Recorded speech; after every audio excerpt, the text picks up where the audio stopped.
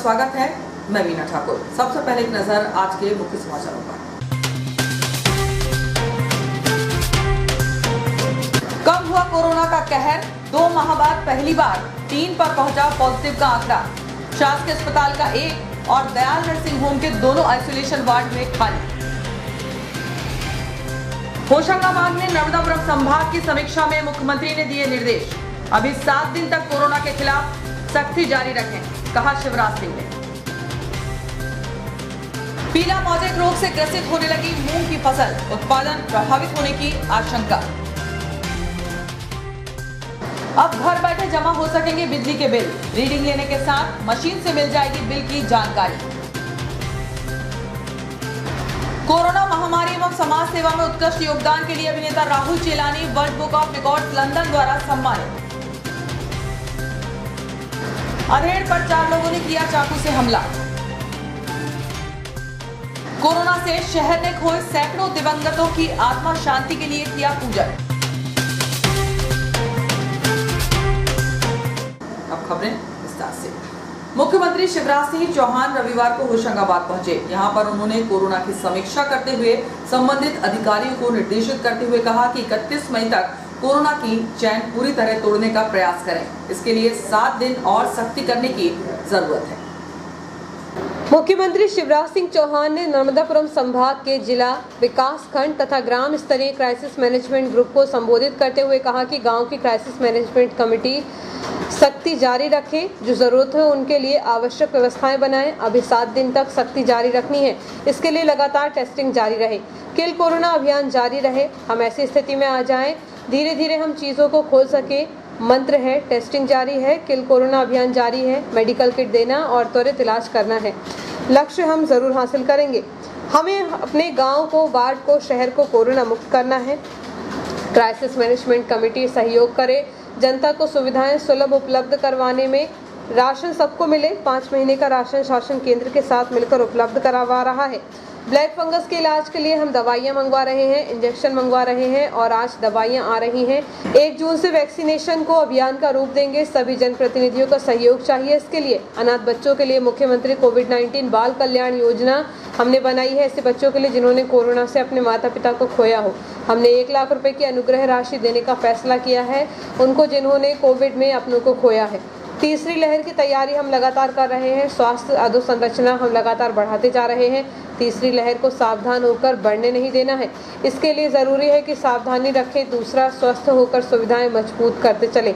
इसके लिए सभी अधिकारी ध्यान दें। उन्होंने कहा कि मैं आपसे अपील करता हूं कि लापरवाही किसी भी कीमत पर नहीं होने देना है। सतर्कता आवश्यक है। हमारे सभी साथी हर स्तर पर एक दूसरे की मदद करें। ये संकट कभी कभी ऐसा आता है जब मानवता खतरे में हो। ऐसे समय में सब एक हो जाएं और सबकी मदद करें। बैठक में होशंगाबाद सांसद उदय प्रताप सिंह, होशंगाबाद विधायक डॉक्टर शीतशरण शर्मा, सोहागपुर विधायक विजयपाल सिंह, पिपरिया विधायक ठाकुरदास नागवंशी, शिवनी मालवा विधायक Premshankar Verma, commissioner Rajneesh Shrivastava, IG JS Kushwaha, Hoshangabad collector Dhananjay Singh Bhadauria मौजूद रहे। वहीं प्रभारी मंत्री कमल पटेल हरदा से वीडियो कॉन्फ्रेंस के जरिए शामिल हुए। मूंग की फसल को लेकर अधिकांश किसान कटाई की तैयारी में जुटे हैं। वहीं फसलों में पीला मौजेक रोग लगने से उपज प्रभावित होने की आशंका जताई जा रही है, क्योंकि रोग लगने से फलियां खराब होने लगी हैं। होशंगाबाद जिले में इस वर्ष मूंग की बम्पर बोवनी हुई है। नहर में पानी छोड़ने के कारण अधिकांश किसानों ने गर्मी में होने वाली तीसरी फसल के लाभान्वित होने की संभावना जताई थी। मूंग की फसल भी खेतों में लहलहा रही है, लेकिन अब यह फसल पीला मौजेक नामक रोग से ग्रसित होने लगी है। किसानों की माने तो पीला मौजेक रोग लगने से पौधे पीले पड़ जाते हैं, उसमें लगने वाली फलियां भी पीली पड़कर खराब हो जाती हैं। वर्तमान में इसी रोग को लेकर किसान चिंतित है, क्योंकि अभी तक देखा जाता था कि खरीफ के सीजन में होने वाली सोयाबीन की फसल में पीला मौजेक रोग लगने से पिछले कुछ वर्षों से उत्पादन प्रभावित हो रहा है। यही वजह है कि अब किसानों का सोयाबीन से मोह भंग हो गया और अब सोयाबीन का उत्पादन नाम मात्र का रह गया है। इसलिए खरीफ की बजाय गर्मी में मूंग से भरपाई करने के लिए किसानों का रुझान मूंग की तरफ बढ़ गया है। आने वाले कुछ ही दिनों में मूंग की कटाई शुरू करने के लिए किसानों ने तैयारियां भी शुरू कर दी हैं, लेकिन बारिश के चलते अब कटाई के लिए समय लगेगा। ऐसे में अब मूंग की फसल रोग ग्रसित होने लगी है। देखा जाए तो इटारसी तहसील के अंतर्गत 24,000 हेक्टेयर उपजाऊ भूमि है, पहली बार ऐसा हुआ जब लगभग 14,000 हेक्टेयर भूमि पर मूंग की खेती की गई। फसल अच्छी होने से किसानों को उम्मीद थी कि उत्पादन भी बेहतर होगा, लेकिन अब पीला रोग लगने से किसानों की चिंता बढ़ गई है। बताया जा रहा है कि रोग लगने से उत्पादन प्रभावित होगा। इस संबंध में जब किसान मयंक महतो से बातचीत की गई तो उन्होंने कहा कि गेहूं की कटाई लेट होने के कारण मूंग की बोनी भी देरी से हुई। अभी फसलों में फलियां आ रही हैं, ऐसे में पीला मौजेक रोग लगने से पौधे पीले पड़ने के साथ फलियां खराब हो रही हैं। इसी प्रकार किसान दिनेश महतो से बातचीत की गई तो उन्होंने कहा कि पहली बार 4 एकड़ भूमि पर मूंग की खेती की है। बारिश के पहले फसल अच्छी थी, लेकिन बारिश थमने के बाद फसल पीली पड़ने से मुरझाने लगी है। पौधों में लगने वाली फलियां भी खराब हो रही हैं। रोग लगने से उत्पादन प्रभावित होगा। 2 माह बाद कोरोना से बड़ी राहत रविवार को मिली है, क्योंकि आज मात्र 3 पॉजिटिव मरीज ही सामने आए हैं। वहीं मरीजों की कमी के चलते दयाल नर्सिंग होम के दोनों आइसोलेशन वार्ड बंद हो गए। शासकीय अस्पताल में भी आधे से अधिक बेड खाली हो चुके हैं। शहर में जितनी तेजी से कोरोना का संक्रमण फैला था, उतनी ही तेजी से अब कम होने लगा है। हालात यह है कि अब गिने चुने कोरोना पॉजिटिव ही आ रहे हैं। लगभग 2 माह बाद रविवार को पहली बार 3 पॉजिटिव रिपोर्ट आई। भोपाल से कोई भी रिपोर्ट पॉजिटिव नहीं आई। शासकीय अस्पताल में एंटीजन जांच के बाद 3 पॉजिटिव रिपोर्ट आई है। लगातार घट रहे मरीजों के कारण अब अस्पतालों के आइसोलेशन वार्डों में ताले लगने लगे हैं। शासकीय अस्पताल के 3 वार्डों में से एक वार्ड पूरा खाली होने के कारण उसमें ताला लगा दिया गया।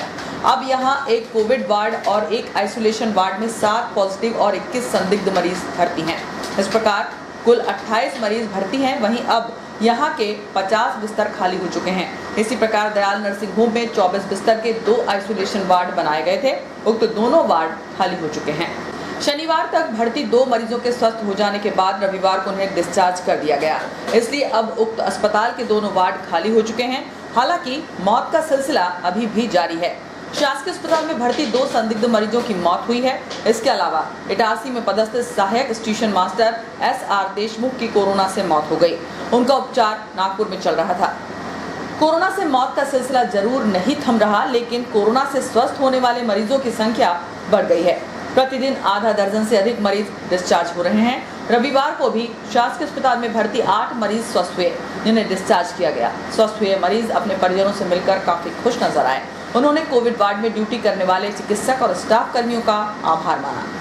जून माह से उपभोक्ताओं को बिजली का बिल जमा करने के लिए काउंटर में लाइन लगाकर नहीं खड़ा होना पड़ेगा, क्योंकि अब बिजली की रीडिंग लेने के लिए जाने वाला रीडर रीडिंग लेने के साथ अपने साथ रखी मशीन के जरिए बिजली का बिल भी जमा करेगा, जिसका सीधा फायदा उपभोक्ताओं को होगा।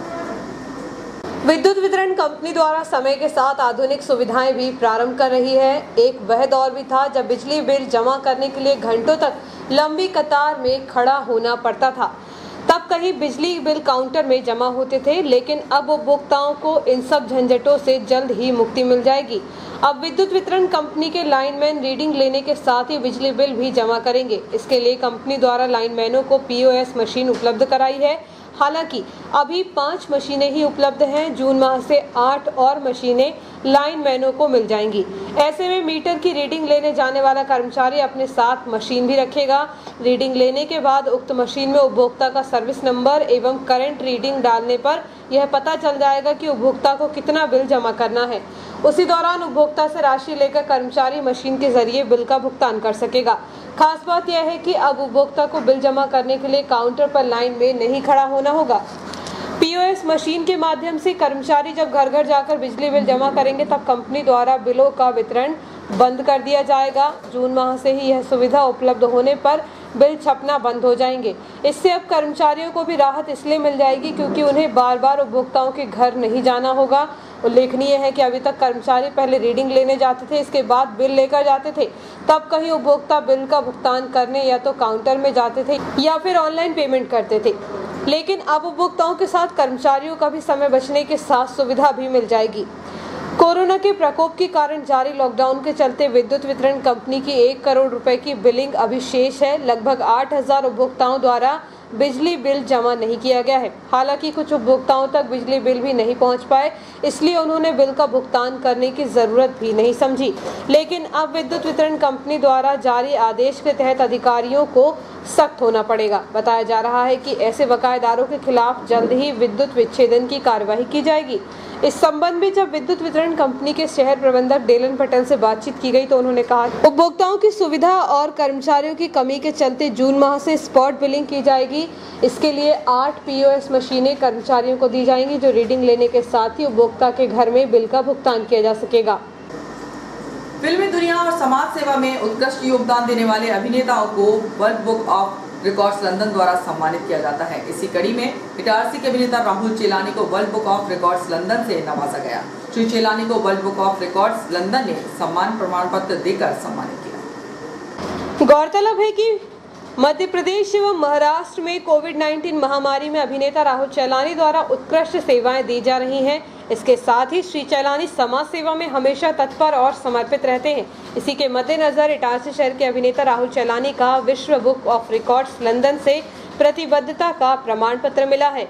यह सिंधी समाज एवं शहर के लिए गौरव की बात है।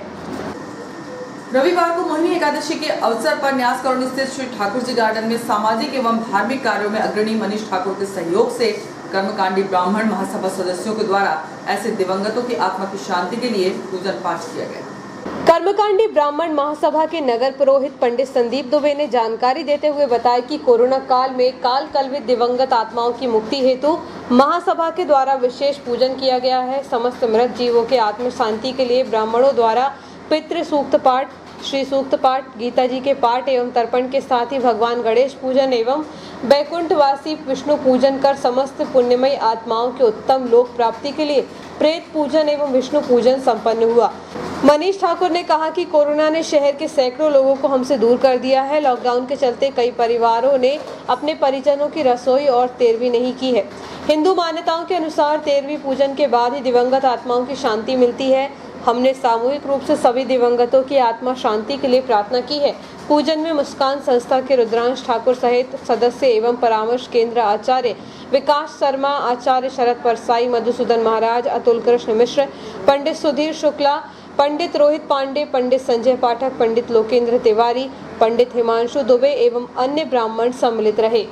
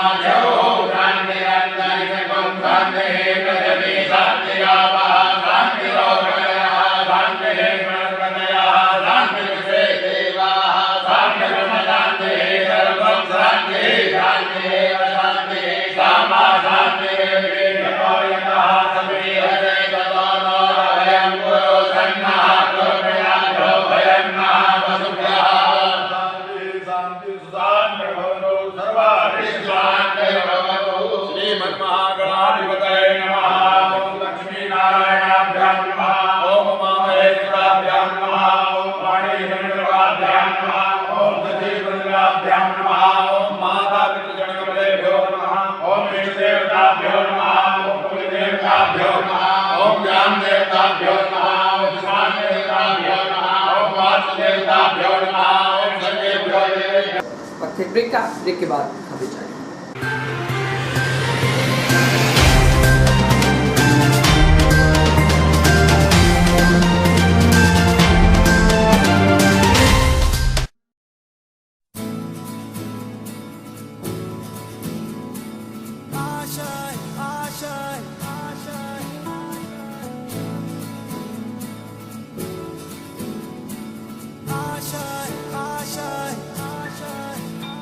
कुछ पाने की हो आस आस, कोई अरमा हो जो खास खास आशाएं, हर कोशिश में हो बार बार करे दरियाओं को आर पार आशाएं, तूफानों को चीर के मंजिलों को छीन ले आशाएं,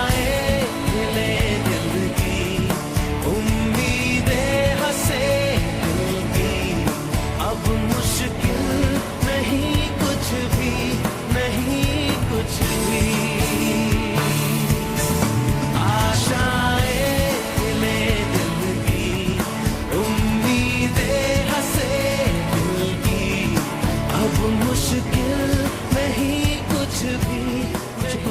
की हो आस आस, कोई अरमा हो जो खास खास आशाएं, हर कोशिश में हो बार बार, करे दरियाओं को आर पार आशाएं,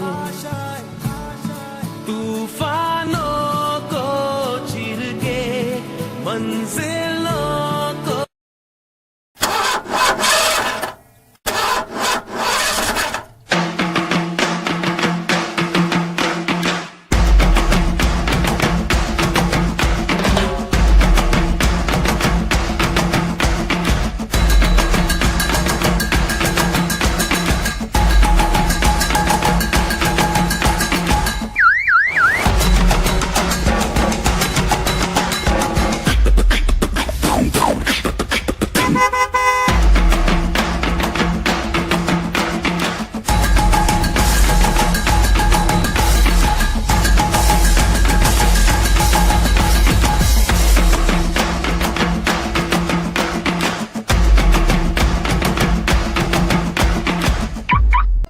आपका विश्वसनीय चंचल ज्वेलर्स अब नए शोरूम में गोल्ड प्लेटेड आभूषणों एवं नए डायमंड ज्वेलरी के साथ 1 ग्राम और 2 ग्राम वाली सोने की 4 चूड़ियां एवं कंगन, 1 ग्राम और 2 ग्राम वाला सोने का मंगलसूत्र, हार, करदौना, चैन, झुमके, बाजूबंद और सभी प्रकार के गहने, डायमंड सेट एवं एंटिक ज्वेलरी और फैंसी ज्वेलरी का अनुपम संग्रह।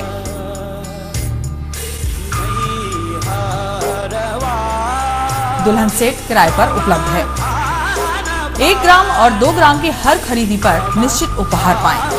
1 ग्राम ज्वेलरी मात्र 2000 रुपए में, 2 ग्राम ज्वेलरी मात्र 4000 रुपए में, 3 ग्राम ज्वेलरी मात्र 6000 रुपए में, 4 ग्राम ज्वेलरी 8000 रुपए में, 5 ग्राम ज्वेलरी मात्र 10,000 रुपए में।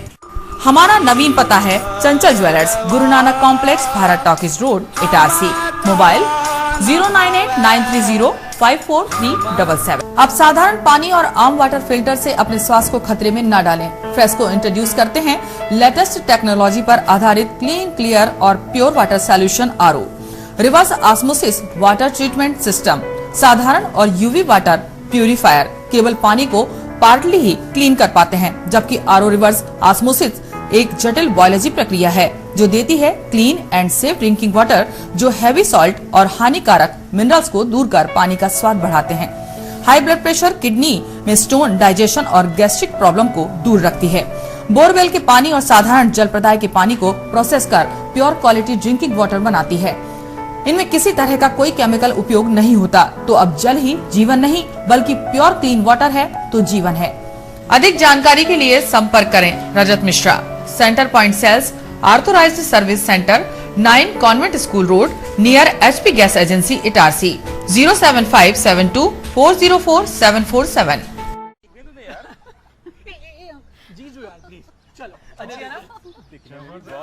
अजी ये शुरुआत नहीं, थोड़ा रिवाइंड करना होगा।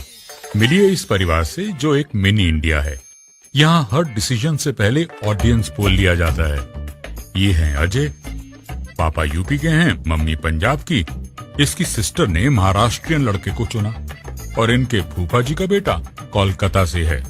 चलें? पापा मुझे वो बाइक चाहिए थी। ले लेंगे बेटा, पर वो जो सबको पसंद हो। जीजू आप बताओ। तेरी दीदी की शॉपिंग का खर्चा तो सब जानते हैं, पर पेट्रोल का ऐसा ना हो। अच्छी बाइक है। मैं आप तेरे पापा मैनू घुमा सके पैसों की किचकिच के बगैर ऐसी चुनना। कॉलेज में हूँ तो कम खर्चे में गाड़ी चले तो ज्यादा अच्छा। बाइक कितना देती है और तुम हमसे कितना लोगे, ये इम्पोर्टेंट है। तो बेसिकली आप सबको चाहिए माइलेज और पापा को चाहिए माइलेज और पैसा वसूल वाली बाइक। तो मिल गई बेस्ट ऑन रोड माइलेज वाली बाइक। ये हुई ना बात। जनाब ऑल न्यू TVS स्पोर्ट घर ले आए और फिर हैप्पी एंडिंग तो आपने देख ही ली। अब आप पूछोगे कि ये स्टोरी इंडिपेंडेंस डे के दिन ही क्यों सुनाई, क्योंकि असली आजादी वही तो है जहां सबकी राय सुनी जाए और सबकी मांगे पूरी हो। जैसे कि हमने भी भारत की सुनकर 15% अधिक माइलेज वाली बाइक बनाई। इस स्वतंत्रता दिवस सबकी राय को एक समान आदर देना ठान लें। The all new TVS sport with ETFI technology, Bharat की बाइक, भारत का ऑन रोड चैंपियन। करे पूरी भारत की मांग। तो आज ही विजिट करें ताज टीवीएस शोरूम, नागपुर रोड, पुरानी इटारसी। फोन नंबर 266282 और मोबाइल नंबर 80691399213 और दूसरा मोबाइल नंबर 9425039583।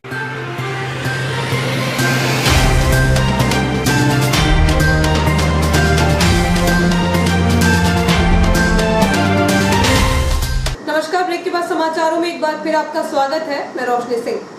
ज्योतिष शास्त्र के अनुसार साल का पहला चंद्र ग्रहण 26 मई को लगेगा। भारतीय समय के अनुसार यह ग्रहण दोपहर 2:17 से शाम 7:19 तक रहेगा। इस संबंध में आचार्य शिव मल्होत्रा ने बताया कि यह चंद्र ग्रहण पूर्वी एशिया, ऑस्ट्रेलिया, प्रशांत महासागर और अमेरिका में दिखाई देगा, लेकिन भारत में यह उपछाया ग्रहण के तौर पर देखा जाएगा। आचार्य श्री मल्होत्रा ने बताया कि उपछाया चंद्र ग्रहण में कोई सूतक काल मान्य नहीं होता है, इसलिए इस चंद्र ग्रहण का कोई सूतक काल नहीं होगा। इस दौरान मंदिर के पट खुले रहेंगे, प्रतिदिन के अनुसार ही पूजन पाठ किया जाएगा। उपछाया चंद्र ग्रहण होने के बावजूद गर्भवती महिला के ग्रहण के समय के दौरान घर में ही रहे, घर से बाहर न निकले। ज्योतिष आचार्य श्री मल्होत्रा के मुताबिक यह चंद्र ग्रहण अनुराधा नक्षत्र वृश्चिक राशि में लग रहा है, इसलिए इस नक्षत्र से संबंधित वृश्चिक राशि वालों के लिए यह चंद्र ग्रहण का बुरा असर पड़ेगा। इस दौरान इस राशि वाले जातकों के कार्यों में बाधाएं उत्पन्न होंगी, वाद विवाद में फंस सकते हैं एवं करियर में परेशानी और माता पिता का स्वास्थ्य खराब हो सकता है। इसके साथ ही मेष राशि एवं कर्क राशि वालों के लिए भी यह ग्रहण बुरा फलदायक है। बाकी राशियों के लिए यह सामान्य फल ही देगा। अखिल भारतीय विद्यार्थी परिषद के पदाधिकारी ने टीकाकरण करने के बाद जिन नर्स ने उनका वैक्सीनेशन किया, उन्हें सम्मानित किया। विद्यार्थी परिषद के नगर मंत्री राकेश यादव ने जानकारी देते हुए बताया कि विद्यार्थी परिषद के विभाग संयोजक विनायक दुबे ने आज वैक्सीनेशन कराया। इस दौरान उन्होंने जिन नर्स ने टीका लगाया, उन्हें उपहार देकर सम्मानित किया। इस अवसर पर विनायक दुबे ने बताया कि जो लोग हमारी सेवा में लगे हुए हैं और जिन्होंने हमारे शरीर में चीन के इस कोरोना जैसे विष को आने से पहले हमें उसके रोकथाम के लिए वैक्सीनेट किया है, हमें सुरक्षित रखने के लिए अपनी सेवाएं दे रही हैं। हमारा कर्तव्य है कि इन्हें सम्मानित कर इनका हौसला बढ़ाएं, जिसको देखते हुए इनका सम्मान किया गया।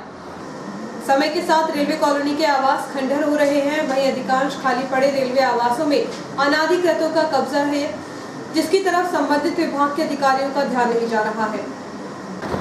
पश्चिम मध्य रेल भोपाल मंडल के अंतर्गत आने वाली सबसे बड़ी रेलवे कॉलोनी इटारसी के आवास रखरखाव के अभाव में खंडहर हो रहे हैं। वर्षों पूर्व निर्मित आवासों को पाने के लिए जहां रेलवे कर्मचारियों को नंबर लगाना पड़ता था, वहीं आज ऐसे हालात हैं कि अधिकांश रेलवे आवास खाली पड़े हैं, जिनकी दयनीय हालत को देखते हुए रेल कर्मी उन्हें लेना नहीं चाहते। रेलवे आवासों की बजाय वह प्राइवेट मकान अथवा रूम लेकर रह रहे हैं। ऐसे में कई रेलवे आवास खाली पड़े हैं। हालांकि रेल संगठनों एवं कर्मचारियों द्वारा कई बार आवासों की मरम्मत को लेकर संबंधित अधिकारियों से मांग की गई, लेकिन कोई हल नहीं निकला। ऐसे में धीरे धीरे कई रेलवे आवास खंडर हो रहे हैं। वहीं कई खाली आवासों में अनाधिकृतों का कब्जा है, जो आवास में कब्जा तो कर ही लेते हैं, साथ ही रेलवे की बिजली और पानी का उपयोग भी मुफ्त में करते हैं, जिससे रेलवे को नुकसान हो रहा है। ऐसे दर्जनों अनाधिकृत निवासरत हैं। इसके अलावा कई क्षतिग्रस्त आवासों के दरवाजे खिड़की भी चोरी हो चुके हैं, जिसकी तरफ रेलवे के संबंधित अधिकारियों का ध्यान नहीं जा रहा है। रेलवे के विभिन्न विभागों में पदस्थ कई रेलकर्मी एवं उनका परिवार क्षतिग्रस्त रेलवे आवासों में रहने के लिए मजबूर हैं। वह प्राइवेट रूम अथवा मकान इसलिए नहीं ले पाते हैं क्योंकि उनका किराया अधिक होता है, इसलिए किसी तरह क्षतिग्रस्त रेलवे आवासों से ही काम चलाना पड़ रहा है। इनमें अधिकांश आवास ऐसे हैं जिनकी छत और दीवार से जुड़ा हिस्सा अलग हो गया है। सबसे अधिक परेशानी बारिश के दिनों में होती है। दरारों से जहां सीपेज की समस्या रहती है, वहीं दीवार गिरने की संभावना भी बनी रहती है। आने वाले माह में बारिश का सीजन भी प्रारंभ हो जाएगा, लेकिन रेलवे का IUW विभाग शिकायत करने के बाद भी रखरखाव नहीं कर पा रहा है। ग्वालबाबा निवासी एक अधेड़ पुरुष के साथ 4 लोगों ने मिलकर धारदार हथियार के साथ मारपीट की, जिसकी शिकायत उन्होंने सिटी थाने में की है। शहर में मारपीट के साथ चाकूबाजी की घटनाएं भी बढ़ रही हैं। ऐसे ही बीती रात ग्वालबाबा निवासी 50 वर्षीय गुद्दू शाह पिता हबीब शाह के ऊपर इरफू, इरशाद, टंटा और कोला सोनू ने मिलकर चाकू से हमला कर दिया। चाकू लगने से वह बुरी तरह घायल हो गया, जिसे उपचार के लिए परिजनों ने शासकीय अस्पताल में भर्ती कराया है। बताया जा रहा है कि आरोपियों से उसका मामूली विवाद हुआ था। इसी विवाद के चलते रात 11 बजे जब फरियादी अपने घर के सामने टहल रहा था, उसी दौरान आरोपियों ने उसके ऊपर हमला किया। पुलिस ने इस मामले में आरोपियों के खिलाफ प्रकरण दर्ज कर कार्रवाई शुरू कर दी है। निर्बाध और सुगम रेल संचालन में चालक दल, लोको पायलट, सहायक लोको पायलट एवं गार्ड का महत्वपूर्ण योगदान है। मंडल रेल प्रशासन कोविड के संक्रमण से चालक दल को बचाने, उनके स्वास्थ्य और सुरक्षा के लिए लगातार प्रयासरत है। इसी दिशा में कार्य करते हुए उनके कार्यस्थल से लेकर विश्राम स्थल तक को साफ सुथरा और संक्रमण मुक्त बनाने के लिए विशेष प्रयास किए जा रहे हैं। मंडल के सभी रनिंग रूम भोपाल, इटारसी, बीना एवं गुना, जहां पर चालक दल विश्राम करता है, वहां नियमित रूप से साफ सफाई और सैनिटाइजर का छिड़काव कर संपूर्ण रनिंग रूम परिसर को संक्रमण मुक्त बनाया जा रहा है। रनिंग रूम में कर्मचारियों के लिए शुद्ध और स्वस्थकर भोजन की विशेष व्यवस्था की गई है।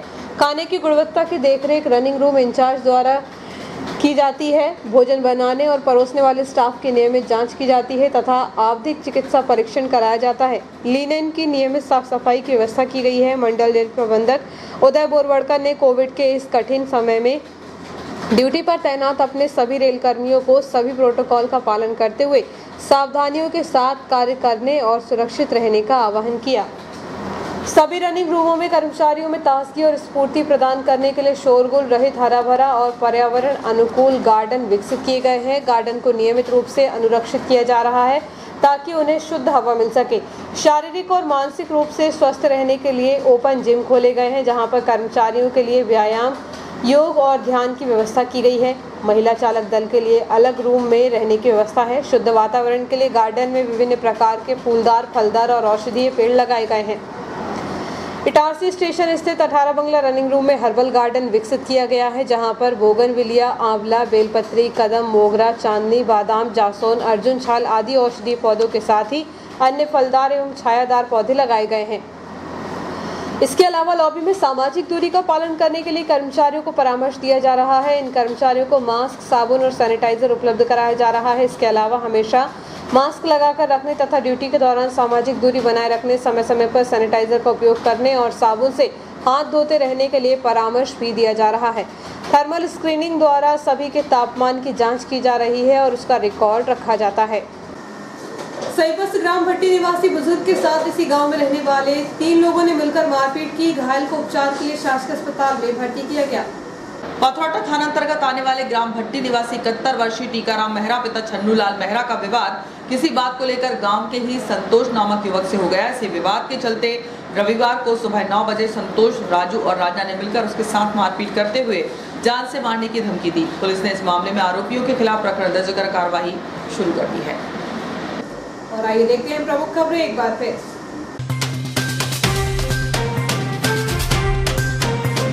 कम हुआ कोरोना का कहर, 2 माह बाद पहली बार 3 पर पहुंचा पॉजिटिव का आंकड़ा। शासकीय अस्पताल का 1 और दयाल नर्सिंग होम के दोनों आइसोलेशन वार्ड में खाली। होशंगाबाद में नर्मदापुरम संभाग की समीक्षा में मुख्यमंत्री ने दिए निर्देश। अभी 7 दिन तक कोरोना के खिलाफ सख्ती जारी रखें, कहा शिवराज सिंह ने। पीला मौजेक रोग से ग्रसित होने लगी मूंग की फसल, उत्पादन प्रभावित होने की आशंका। अब घर बैठे जमा हो सकेंगे बिजली के बिल, रीडिंग लेने के साथ मशीन से मिल जाएगी बिल की जानकारी। कोरोना महामारी एवं समाज सेवा में उत्कृष्ट योगदान के लिए अभिनेता Rahul Chelani world book of records London द्वारा सम्मानित। अधेड़ पर 4 लोगों ने किया चाकू से हमला। कोरोना से शहर ने खोए सैकड़ों दिवंगतों की आत्मा शांति के लिए किया पूजन। इस बुलेटिन में इतना ही, आज्ञा दीजिए, नमस्कार।